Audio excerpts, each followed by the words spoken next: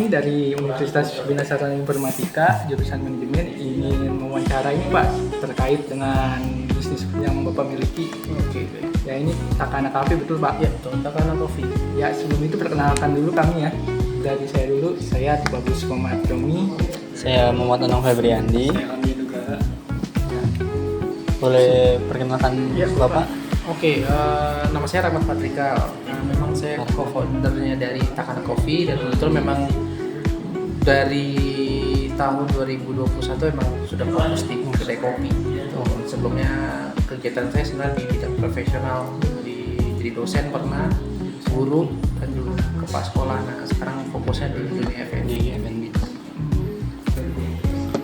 Boleh langsung masuk pertanyaannya Pak? Langsung aja ayo, biar seru. Bapak kan buat kafe pasti ada visi misinya ya Pak? Oke. Untuk visi dan misinya apa sih kalau Takana Oke, Cafe ini? baik. Sebenarnya kan visi misi itu tergantung dari background juga ya. Udah saya memang backgroundnya pendidikan. Awal itu memang bikin kedai kopi itu nggak jauh dari keinginan saya buat wadah teman-teman buat ngumpul. Dulu tuh kita awalnya bikin tuh ya, ini jadiin bisnis, jadi bisnis tambahan lagi. Yaitu awalnya itu kita punya bisnis merchandise berhubungan dengan K-pop Korea. Ya. Gitu. Nah karena wah ternyata orang K-pop tuh butuh tempat buat ngumpul loh. Iya. Nah akhirnya kita bikin kedai kopi ini gitu loh, namanya Takana Coffee. Tapi beranjak pelan-pelan akhirnya kita merubah visi kita, bahkan sampai ke bawah-bawahnya turunan dari visi itu semua kita rubah. Nah akhirnya sekarang kita berpikir bahwa ini jadi ruang produktif. Makanya kita kalau misalkan lihat tagline kita dari produktif place, jadi tempat emang orang-orang produktif, yaitu harapannya kayak nugas, kayak kalian ini datang buat apa ya, tugas kuliah lebih ke sana. Makanya di sini juga ada buku-buku buat tugas akhir kayak gitu. Jadi lebih ke arah visinya ya emang untuk wadah teman-teman yang mau produktif ya di Takana Coffee ini tempatnya, khususnya buat di Rawamangun ya. Walaupun memang kita sebenarnya kita punya lagi kedai kopi yang lain, tapi dengan visi yang berbeda. Dengan nama yang berbeda juga. Beda juga. Ya. Kalau untuk Takana Cafe kenapa dinamain Takana? Takana tuh bahasa Minang. Yang artinya apa itu? Teringat. Jadi ngapa-ngapain ingat kopi gitu. Jadi sederhana gitu loh. Jadi ngapain? Karena kalau dulu tuh trennya waktu ketemu orang, ngobrol, udah sambil ngopi yuk. Belum tentu pesan kopi kan, ya udah bikin aja Takana Coffee, jadi ingat ngopi lah gitu. Ya, sama ingat tugas juga pastinya. Gitu lah. Takana tuh teringat arti. Kan tadi ngomongin target pasar, kalau yang di Takana ini target pasarnya, target utamanya siapa Pak? Oke. Sebenarnya kalau bilang target market ya, saya nggak bermain ranah target market, tapi lebih ke arah perilaku. Jadi nggak mau lihat, kan kalau biasanya kalau target market biasanya dihubungkan dengan umur berapa, gitu. penghasilan berapa. Kalau saya lebih ke perilaku, jadi intinya lah perilaku untuk yang produktif, yang mau nugas atau yang mau pitching bisnis. Intinya adalah hal-hal yang berhubungan dengan produktivitas. Nah makanya disiapin wifi yang kenceng, colokan di mana-mana nih, colokan hampir setiap meja ada colokan. Semua meja kayak hampir semua, nggak ada yang nggak ada. Ini belakangnya ada colokan, itu ada colokan, situ ada colokan, itu colokan, semuanya ada colokan. Dukung banget Buat produktif ya gitu loh. Produktif ya. Memang mungkin kita nggak punya ruang meeting yang khusus, tapi ya itu tadi produktifnya lebih ke arah situ sih.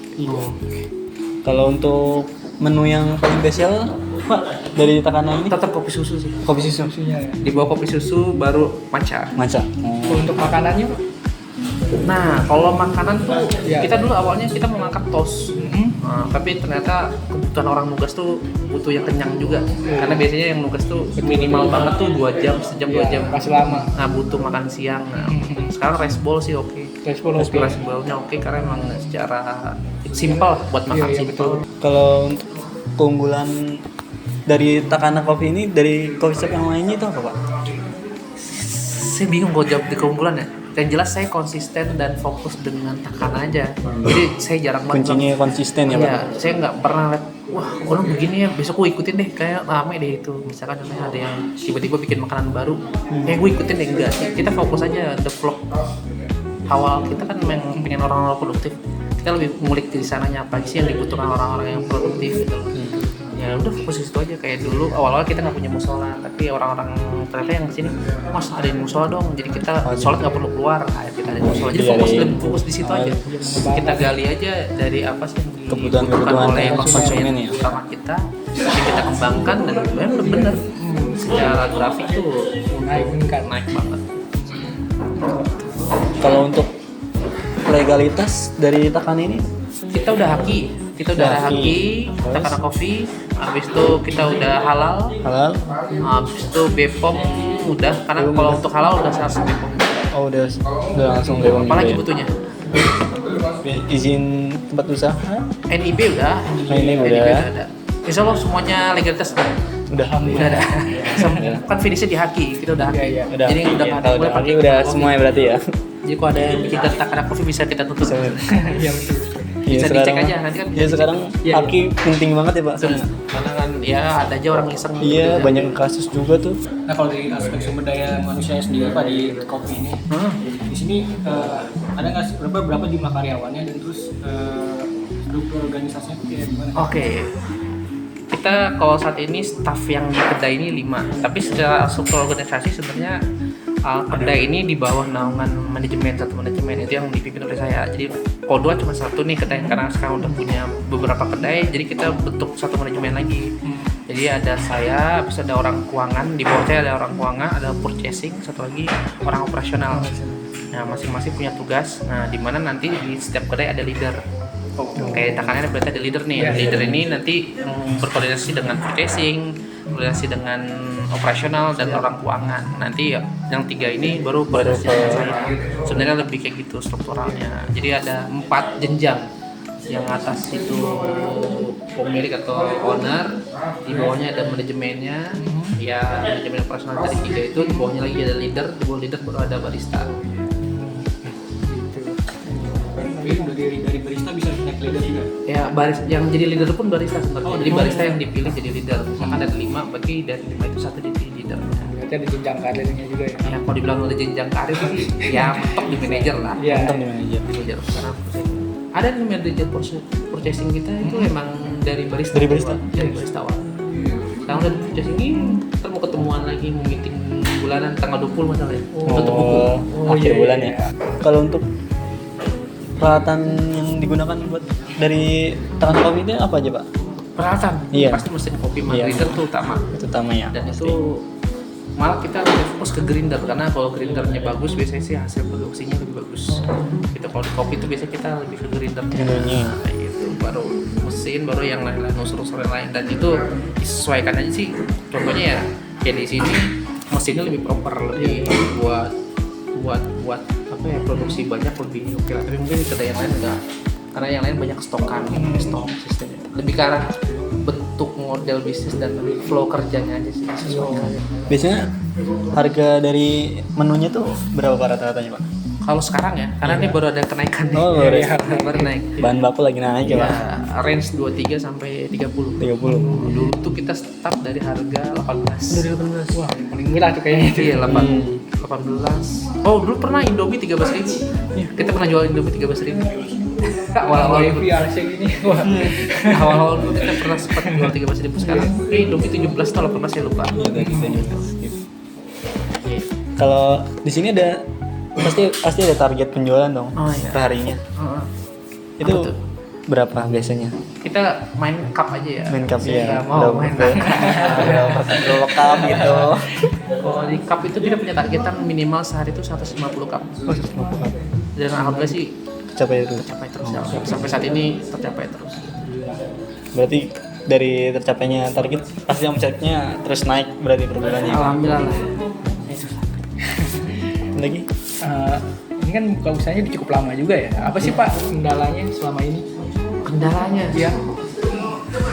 kalau setiap tahun tuh pasti punya kendala ya. Iya, Tapi pasti. kalau saya lihat sampai saat ini yang kalau orang bilang ya lebih emang ke sistemnya aja sih sebenarnya. Iya. Kalau ada yang bilang dulu saya sempat merasakan kayaknya SDM yang paling susah gitu loh. Ternyata waktu saya kaji ulang lagi ternyata bukan SDM-nya yang bermasalah, tapi secara sistem kita aja yang bermasalah, belum menunjang SDM yang baik gitu loh. Kita nggak bisa bilang kalau misalkan kok nih bikin makanannya salah mulu atau minumannya salah mulu, ternyata sistem rekrutmen kita masih kurang bagus, mungkin trainingnya masih kurang. Jadi karena sebenarnya dibilang masalah bukan, tapi kita emang terus upgrade terus secara sistem. Nah kayak tahun ini kita per Juni besok ada sistem baru perbaikan kayak gitu sih, lebih ke sana aja.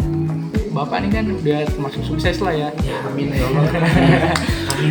Kira-kira tips-tipsnya apa Iya, sih kalau Pak. buat anak muda yang mau mulai bisnis ini, Pak? juga gitu Pak.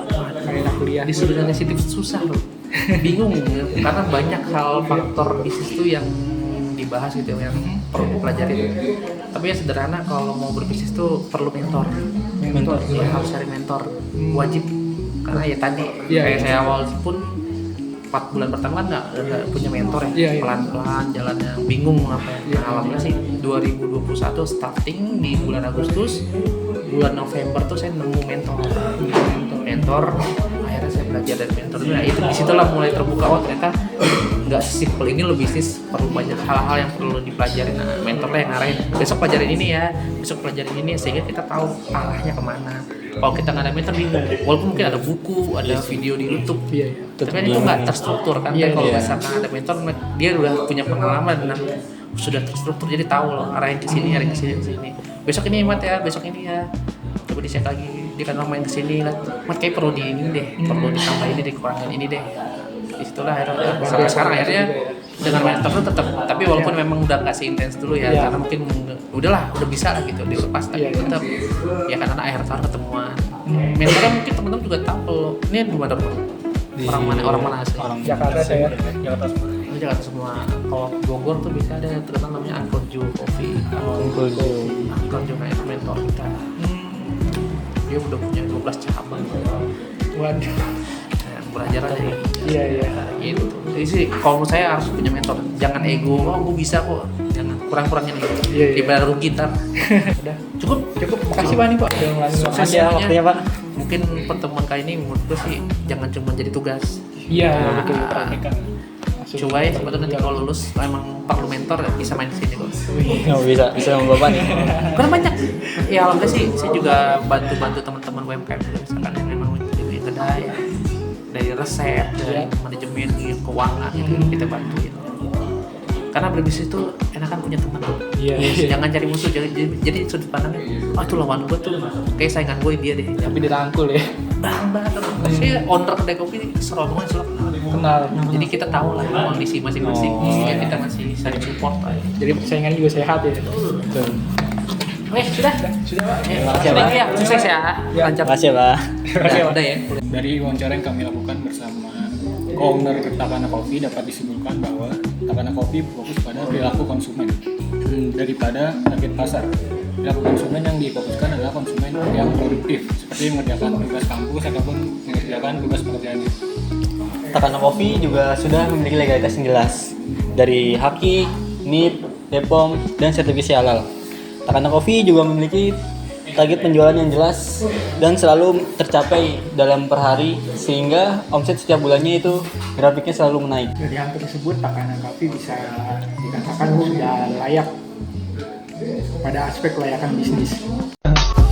I just had to let you know you're